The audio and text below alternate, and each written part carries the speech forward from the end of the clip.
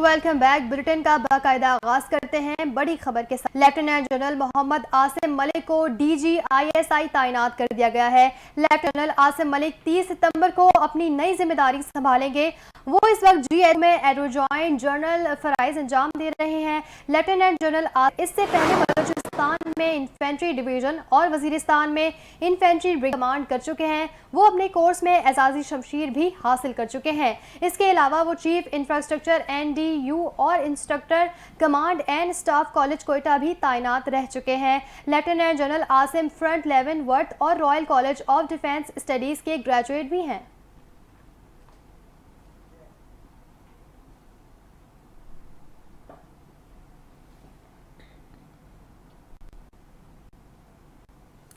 एक और खबर से आपको आगाह करते चलें कि कोर्ट की अक्सरियती जजेस ने मखसूस नशिस्तों की केस का तफसीली फैसला जारी कर दिया और तफसीली फैसला 70 सफ़ा पर मुश्तमिल है, जिसे जस्टिस मंसूर अली शाह ने तहरीर किया। सुप्रीम कोर्ट ने फैसले में लिखा कि पाकिस्तान तहरीक इंसाफ एक सियासी जमात है। तहरीक इंसाफ ने 2024 के आम इंतखाबात कौमी और सूबाई असम्बलियों की नशिस्तें जीती या हासिल की हैं। तफसीली फैसले में कहा गया कि पेशावर हाई कोर्ट के फैसले को कालअदम करार देते हैं। इंतखाबी निशान न देना सियासी जमात के इंतखाब लड़ने के कानूनी और आईनी हक को मुतासिर नहीं करता। आइन या कानून सियासी जमात को इंतखाबात में उम्मीदवार खड़े करने से नहीं रोकता। अदालत ने फैसला दिया कि इलेक्शन कमीशन ने तहरीक इंसाफ के 80 में से 39 MNAs को तहरीक इंसाफ का जाहिर किया है। इलेक्शन कमीशन को कहा कि वो बाकी 41 MNAs के 15 रोज़ के अंदर दस्तखतशुदा बयान लें। इलेक्शन कमीशन मखसूस नशिस्तों पर तहरीक इंसाफ के उम्मीदवारों को नोटिफाई करे। फैसले में कहा गया कि इलेक्शन कमीशन के 1 मार्च के फैसले की कोई कानूनी हैसियत नहीं है और इलेक्शन कमीशन का 1 मार्च का फैसला आइन से मुतसादिम है। इलेक्शन कमीशन मुल्क में जमहूरी अमल का ज़ामिन और हुकूमत का चौथा सतून है, मगर कमीशन फरवरी 2024 में अपना ये किरदार अदा करने में नाकाम रहा। सुप्रीम कोर्ट ने तफसीली फैसले में कहा कि अवाम का वोट जमहूरी गवर्नेंस का अहम जुज़्व है और जमहूरियत का इख्तियार अवाम के पास है। आइन अवाम को अपना जमहूरी रास्ता बनाने का इख्तियार देता है। अक्सरियती जजेस के फैसले में कहा गया कि भारी दिल से बताते हैं कि 2 साथी जस्टिस अमीनुद्दीन, जस्टिस नईम अफगान ने हमारे फैसले से इत्तफाक नहीं किया। साथ ही जज के 3 अगस्त के इख्तलाफी नोट सुप्रीम कोर्ट के जजेस के हवाले से मुनासिब नहीं। इन जजेस ने कहा कि हमारा फैसला आइन के मुताबिक नहीं है। जस्टिस अमीनुद्दीन, जस्टिस नईम अख्तर खान का अमल सुप्रीम कोर्ट के जजेस के मनसब के मनाफी है। फैसले में कहा गया कि बतौर बेंच मेंबरान वो कानूनी तौर पर हकाइक और कानून से इख्तलाफ कर सकते हैं। साथ ही जजेस मुख्तलिफ राय भी दे सकते हैं और दूसरे की राय पर कमेंट्स भी दे सकते हैं। ताहम जिस तरीके से जजेस ने इख्तलाफ किया वो सुप्रीम कोर्ट के जजेस के तहम्मुल और शाइस्तगी से कम है। अदालत ने लिखा कि ज़्यादा परेशानकुन ये बात है कि जजेस अपनी राय देते हुए हुदूद से तजावुज़ कर गए और 2 जजेस ने 80 कामयाब उम्मीदवारों को वार्निंग दी है।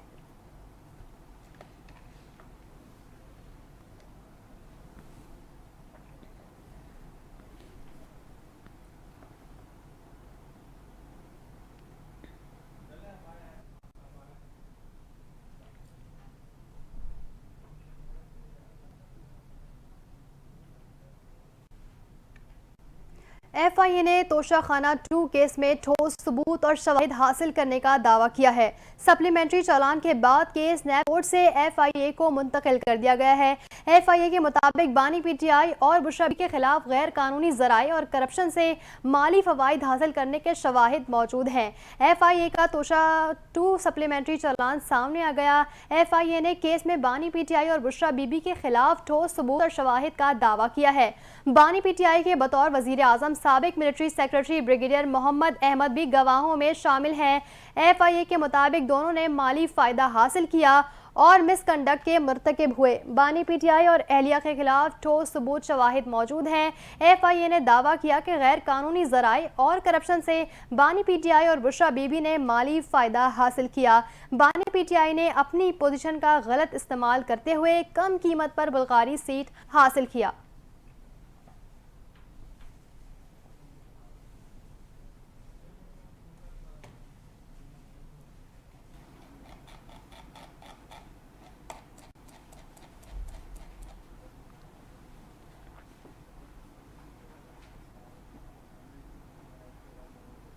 महकमा इत्तलात सिंध में अरबों रुपए के करप्शन के खिलाफ रेफरेंस की समाअत हुई। अदालत ने शर्जील मेमन और दीगर के खिलाफ रेफरेंस में अहम फैसला सुना दिया। अदालत ने रेफरेंस को वापस भेजने का हुक्म दिया। अदालत ने हुक्म दिया कि रेफरेंस नैब के दायरे इख्तियार में नहीं आता, इसलिए वापस भेजा जाता है। अदालत ने समाअत के दौरान फैसला सुनाते हुए निपटा दिया। मुल्जिमान पर इश्तेहारात की मद में 5 अरब 76 करोड़ रुपए की करप्शन का इल्ज़ाम है। दीगर मुल्जिमान में साबिक सेक्रेटरी जुल्फ़िकार शहवानी और इनके साथ साथ इनाम अकबर, मंसूर राजपूत और दीगर शामिल हैं।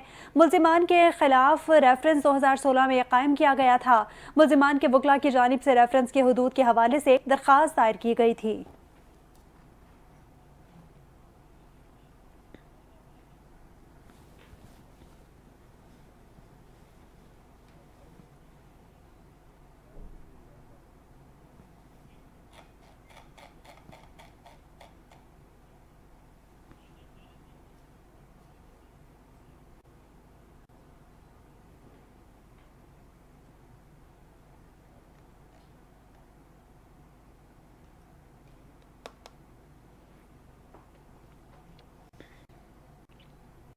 एक बार फिर से नाज़रीन को अपडेट करते चलें कि सुप्रीम कोर्ट की अक्सरियती जजेस नशिस्तों के केस का तफसीली फैसला जारी कर दिया। तफसीली फैसला 70 सफ़ात पर मुश्तमिल है, जिसे मंसूर अली शाह ने तहरीर किया। सुप्रीम कोर्ट ने फैसले में लिखा कि पाकिस्तान तहरीक इंसाफ एक सियासी जमात है। इसी हवाले से हमें लाइन पर ज्वाइन कर चुके हैं राजा खालिद महमूद, उनसे भी गुफ्तगू करेंगे। नाज़रीन को अपडेट कर रहे हैं कि तहरीक इंसाफ ने 2024 के आम इंतखाबात कौमी और सूबाई असम्बलियों की नशिस्तें जीती हैं या हासिल की हैं। तफसीली फैसले में कहा गया कि पेशावर हाईकोर्ट के फैसले को कलअदम करार देते हैं। इंतखाबी निशान ना देना सियासी जमात के इंतखाबात लड़ने के कानूनी और आइनी हक को मुतासिर नहीं करता। आइन या कानून सियासी जमात को इंतखाबात में उम्मीदवार खड़े करने से नहीं रोक सकता। राजा खालिद महमूद, साबिक डेप्यूटी अटॉर्नी जनरल, हमें ज्वाइन कर चुके हैं। बहुत शुक्रिया खालिद साहब, आपने हमें वक्त दिया। आपसे जानना चाहूंगी, इस तमाम तर फैसले से आप बाखूबी इल्म में होंगे, आप क्या कहेंगे इस फैसले के हवाले से? देखिए, मैं इस फैसले को बहुत ही अनफॉर्चुनेट फैसला करार देता हूँ। ये फैसला आइन के बिल्कुल मुताबिक है, कानून से मुताबिक है। फैसले वही इम्प्लीमेंट हो सकते हैं जो आइन और कानून के साथ मुताबिक रखते हों। 12 जुलाई 2024 को जो फैसला किया, उसकी कंटिन्यूएशन में ये डिटेल जजमेंट जारी की गई। इसमें बहुत सारे पहलू जो आइन से मुग़ायर हैं, आइन से मुताबिक हैं या आइन को कंट्राडिक्ट करते हैं, उनमें एक तो ये है कि पीटीआई वो इलेक्शन कमीशन के सामने या पेशावर हाई कोर्ट के सामने या सुप्रीम कोर्ट के सामने पार्टी नहीं थी। सुन्नी इत्तेहाद कौंसिल ने अपील की थी, उनकी अपील तो डिसमिस कर दी गई, लेकिन पीटीआई जो घर पे समझे एक फर्ज सोया हुआ था, उसको रिलीफ दे दिया गया जगह के ये आपको जी हम रिलीफ दे रहे हैं। इसका जो मैं समझता हूँ कि आइन से मुग़ायर पहलू है वो ये कि आइन के आर्टिकल 51 में वाज़ेह तौर पे लिखा हुआ है कि जो लोग आज़ादाना तौर पे मुंतखब होंगे वो विद इन 3 डेज किसी पॉलिटिकल पार्टी को ज्वाइन कर सकते हैं। लेकिन यहाँ पे 15 दिन का उन्हें टाइम दे दिया। जजेस अपनी जेब से, अपनी पॉकेट से, अपने डोर से कोई टाइम किसी को नहीं दे सकते, वही देंगे जो कानून ने वज़ा फरमाया, कानून ने बताया। तो आइन में तो 3 दिन थे। फिर यहाँ पे जजेस हमेशा इसका पाबंद करते हैं कि आपने एक दफा डिक्लेरेशन दे दिया, आपने ओथ या एफिडेविट दे दिया तो आप उसके पाबंद हैं, उससे रूगर्दानी नहीं कर सकते जी। और ओथ से जो रूगर्दानी करता है या हलफ के मुग़ायर बयान अलफी के मुग़ायर काम करेगा तो उससे कहा जाता है कि सादिक और अमीन नहीं रहा। लेकिन यहाँ पे सुप्रीम कोर्ट ने खुद रास्ता निकाला हलफ से रूगर्दानी का कि जो लोग बयान अलफी दे चुके थे, जो डिक्लेरेशन दे चुके थे कि हम सुन्नी इत्तेहाद कौंसिल को ज्वाइन कर रहे हैं अपनी आजादाना मर्जी से, उन्हें कहा गया थी कि नहीं आप पीटीआई को ज्वाइन करें। तो ये फैसला वाज़ेह तौर पे टिल्ट करता है एक मखसूस सियासी जमात की तरफ, एक मखसूस सियासी ग्रोह की तरफ। अच्छा खालिद साहब, आपसे ये भी जानना चाहूंगी कि इस फैसले के आने से कबल ही सेनेट के इलेक्शंस भी हुए, इसके साथ साथ सदारती इंतखाबात भी हुए। आप क्या समझते हैं इस फैसले से मुस्तकबिल की सियासत पे क्या असरात मुरतब होंगे और इसके मजीद कानूनी पहलू क्या हैं? जी देखें, मैं समझता हूँ कि ये फैसला इम्प्लीमेंट नहीं हो पाएगा, इसलिए कि इससे पहले इलेक्शन कमीशन भी एक वजाती बयान जारी कर चुका है और फिर स्पीकर नेशनल असम्बली खत लिख चुके हैं इलेक्शन कमीशन को कि इस फैसले को इलेक्शन एक्ट में एक तरमीम के जरिए अंडू कर दिया गया और अब आपने वही करना है जो आइन कहता है और कानून कहता है। जी। तो आइन की वाज़ेह प्रोविजन है और आइन का हमेशा यही मुद्दा और मंशा रहा कि वही फैसले इम्प्लीमेंट होंगे जो which are in accordance, which are in consonance with the constitution of Pakistan. Judgment which is passed in derogation of the Constitution of Pakistan, that cannot be implemented. तो मैं नहीं समझता कि इस फैसले के कोई असास मतलब होंगे। और मैं अभी जो सुन रहा हूँ वो ये, मैंने चूंकि फैसला नहीं पढ़ा, यही जो मीडिया के जरिए हमें इतला मिली कि इस फैसले में जो 2 जजेस जिनमें अमीनुद्दीन खान और दूसरे नईम अफगान थे, तो उनके बारे में भी कोई इस तरह का रिमार्क्स दिए गए कि उनका जो डिमिनर है, उनका जो कंडक्ट है, that is unbecoming of a जज। तो मेरे ख्याल में ये भी बिल्कुल नामुनासिब बात है कि आप उनके फैसले से इख्तिलाफ कर सकते हैं, जजेस के बारे में ऐसे रिमार्क्स नहीं दे सकते। इसका मतलब ये हुआ कि इस फैसले ने एक तरफ तो जोडीसी के खिलाफ और फिर सुप्रीम कोर्ट की 8 जजेस इलेक्शन कमीशन जो कि एक कॉन्स्टिट्यूशनल बॉडी है उसके खिलाफ उठ खड़े हुए। ये बहुत ही खौफनाक बात है, जो अफसोसनाक बात है। ऐसा नहीं होना चाहिए था, लेकिन इसी सुप्रीम कोर्ट ने यानी पाकिस्तान के क़याम के बाद से बहरानों को जन्म दिया, जो आज तक बजाय इसके कि लोगों के आम बंदे के मसाइल हल नहीं किए, लेकिन बहरानों को जन्म देती आई है, जिसकी कंटिन्यूएशन है ये। ठीक। अच्छा खालिद साहब, आपसे भी जानना चाहूँगी, क्या हुकूमती इत्तेहाद की जानिब से इस फैसले को चैलेंज किया जा सकता है? जी देखें, चैलेंज कर रखा है उन्होंने रिव्यू में। देखें, रिव्यू पिटीशन इस हवाले से पेंडिंग है, वो टेकअप नहीं हो रही। और मेरे ख्याल में जल्दी उसकी समाप्त हो जाएगी और मैं समझता हूँ कि ये फैसला रिव्यू होगा, इसे रिवाइज किया जाएगा, इसे सेट असाइड कर दिया जाएगा। मुझे लगता है ये फैसला सस्टेन नहीं करेगा। ठीक। और आपसे ये भी जानना चाहूंगी कि इलेक्शन कमीशन अब कहाँ स्टैंड करेगा, क्योंकि बारहा इलेक्शन कमीशन की जानिब से इस फैसले पर बड़ी कंफ्यूजन का इजहार किया गया था। देखें, इलेक्शन कमीशन ने तो वजाहत कर दी थी और मेरे ख्याल में मैं पहले कह चुका हूँ कि ये फैसला इम्प्लीमेंट नहीं हो पाएगा। इलेक्शन कमीशन इसे इम्प्लीमेंट नहीं करेगा, नहीं हो पाएगा ये, क्योंकि हर अदारा वो फैसला या हुक्म मानने का पाबंद है जो कॉन्स्टिट्यूशन के मुताबिक हो। कॉन्स्टिट्यूशन को अमेंड करके या उसे रीराइट करके जो फैसला जारी किया जाएगा, कॉन्स्टिट्यूशन की मुखालफत में या मुस्तहकम फैसला अगर जारी किया जाएगा तो that should not be obeyed, that should not be implemented. ठीक, बहुत शुक्रिया। राजा खालिद महमूद, साबिक डेप्यूटी अटॉर्नी जनरल, हमारे साथ मौजूद थे और इस अहम फैसले के हवाले से अपना जो है वो अपनी राय पेश कर रहे थे। सुप्रीम कोर्ट के अक्सरियती जजेस ने मखसूस नशिस्तों के केस का तफसीली फैसला जारी कर दिया। तफसीली फैसला 70 सफ़हात पर मुश्तमिल है, जिसे जस्टिस मंसूर अली शाह ने तहरीर किया।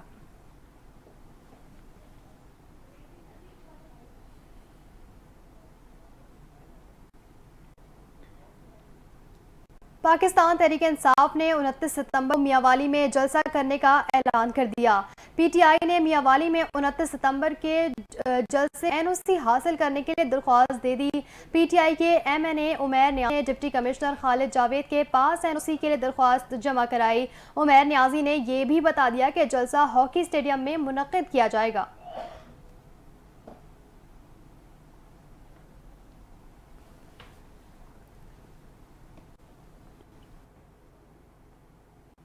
गवर्नर खैबर पख्तूनख्वा फैसल करीम कुंडी ने कहा कि 11 ममालिक के सफारत की हिफाजत पर मामूर अहलकारों पर हमला तशवीशनाक है।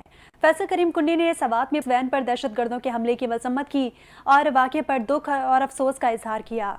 उन्होंने कहा कि सवात में पुलिस काफिले पर हमले की शदीद मजम्मत करते हैं। इस अमल से खैबर पख्तूनख्वा के सफारती तौर पर तनहा होने का खतरा है।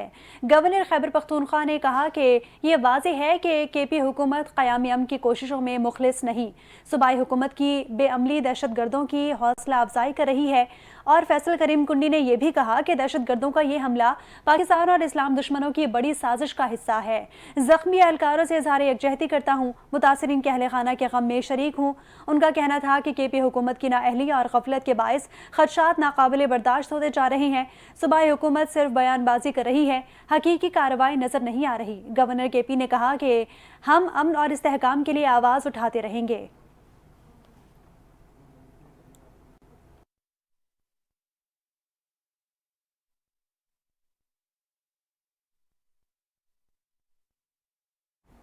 वज़ीर-ए-आज़म शहबाज शरीफ का कहना है कि इंतशार की सियासत मुस्तरद करके आवाम ने मौशी पॉलिसियों में बेहतरी को चैलेंज दिया है और कहा कि आवाम ने मौशी पॉलिसियों में बेहतरी को तरजीह दी। आवाम महंगाई में कमी, मसाइल का हल और मौशी बेहतरी चाहते हैं। जलसों के लिए मैदान भरने की कोशिश की बजाय आवाम की मौशी हालत बेहतर बनाने की ज़रूरत है।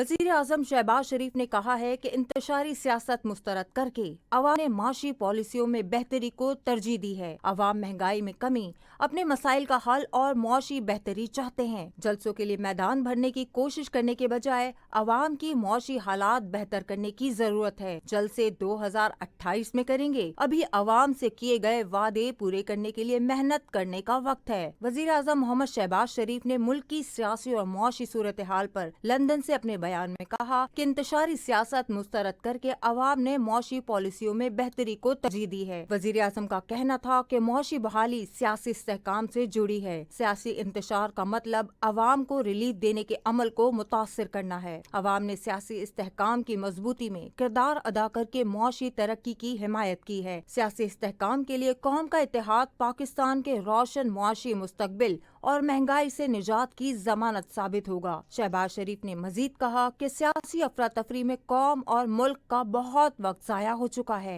मजीद वक्त जाया करना मुल्क को कौम के मफाद में नहीं। मौशी चैलेंज दहशत गर्दी से निमटने के लिए कौम, सियासी जमातों, इदारों और सूबों को मिलकर काम करना होगा।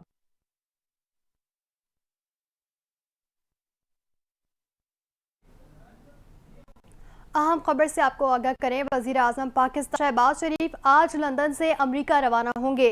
शहबाज शरीफ अमेरिका में अक़वाम मुत्तहिदा के जनरल असम्बली के इजलास में शिरकत करेंगे। वज़ीर आज़म ने इतवार का रोज़ लंदन में अपनी रिहाइशगाह पर ही गुजारा। इससे कबल एक बयान में वज़ीर आज़म शहबाज शरीफ का कहना था कि अक़वाम मुत्तहिदा जनरल असम्बली इजलास में पाकिस्तान की नुमाइंदगी के लिए न्यूयॉर्क रवाना हो रहा हूँ। वज़ीर आज़म शहबाज शरीफ का मज़ीद कहना था कि न्यूयॉर्क में इंतहाई मसरूफ़ वक्त गुजरेगा।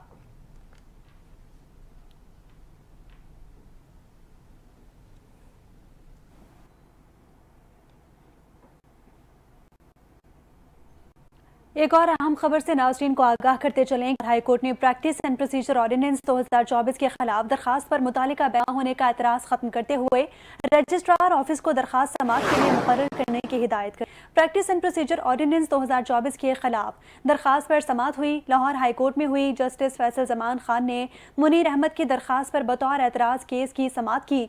दरखास्त गुजार की जानिब से एडवोकेट अजहर सिद्दीक अदालत में पेश हुए। दरखास्त गुजार ने कहा कि सदारती ऑर्डिनेंस बदनीयती पर मबनी है। सदारती ऑर्डिनेंस के जरिए सुप्रीम कोर्ट के इख्तियारात को कम या ज्यादा नहीं किया जा सकता। दरखास्त गुजार ने इस्तदा की कि अदालत सदारती ऑर्डिनेंस को कलअदम करार दे। अदालत पटिशन के हतमी फैसले तक सदारती ऑर्डिनेंस पर अमल दरामद रोकने का हुक्म जारी करे। लाहौर हाई कोर्ट ने दरखास्त पर मुतालिका बेंच न होने का एतराज़ खत्म करते हुए रजिस्ट्रार ऑफिस को दरखास्त समाअत के लिए मुकर्रर करने की हिदायत कर दी।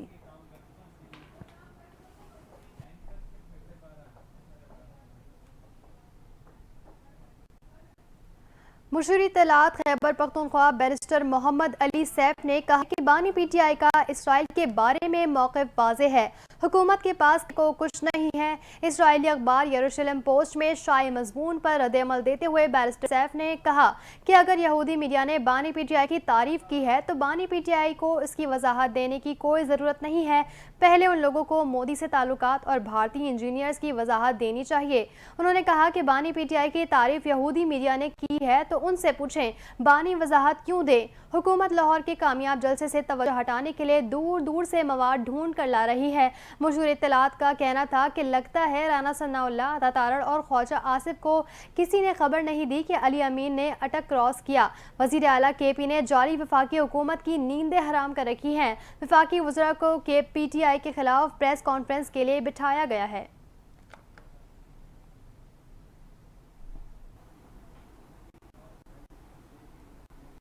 वजीर आला पंजाब मरीम नवाज कहती हैं सी पैक महज मनसूबा नहीं, दो कौमों के लिए उम्मीद है, तरक्की और खुशहाली की अलामत है। चीनी कौम ने तरक्की के साथ साथ दुनिया की तरफ दोस्ती का हाथ भी बढ़ाया। सी पैक पाकिस्तान के राष्ट्रीय मंजरनामे को तब्दील कर रहा है। पावर कॉरिडोर से लेकर आम शहरियों के दिल तक चीन ने घर कर लिया।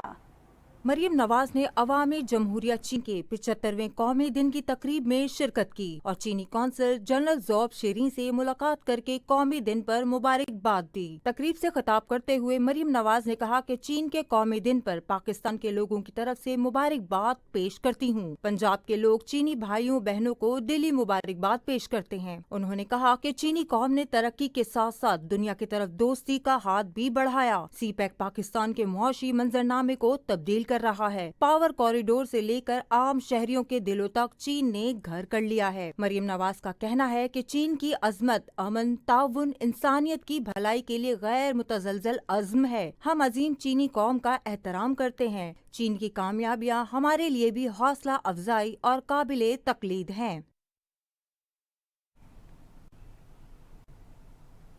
सूबाई वज़ीर इत्तलात पंजाब अज़मा बुखारी ने कहा है कि सोशल मीडिया के गलत इस्तेमाल पर कार्रवाई होनी चाहिए। लाहौर हाई कोर्ट मीडिया से गुफ्तगू करते हुए अज़मा बुखारी का कहना था कि लंदन में मेरी इजाज़त के बगैर मेरी तावीर ली गई, जो ट्वीट किए गए मैं बता भी नहीं सकती। अदर सिद्दीक ने जाली दस्तावेज़ात जमा कराएं और बाद में माफ़ी मांगी। उन्होंने कहा कि मैं अपने केस पर हुकूमती इन्फ्लुएंस इस्तेमाल नहीं कर रही। अगर मैं हुकूमत से मदद तलब करूं तो मेरा केस ख़राब होगा। PTI जलसे के बाद वज़ीर आला पंजाब पर तनकीद की गई। उनका कहना था कि फलक जावेद के वालिद ने मेरी वीडियो का इल्ज़ाम भी मरीम नवाज पर लगा दिया। अज़मा बुखारी ने मजीद कहा कि अली अमीन गंडापुर ने बहुत घटिया बातें की। वज़ीर आला खैबर पख्तूनख्वा की गंदी और घटिया गुफ्तगू का इलाज हमने कर दिया है।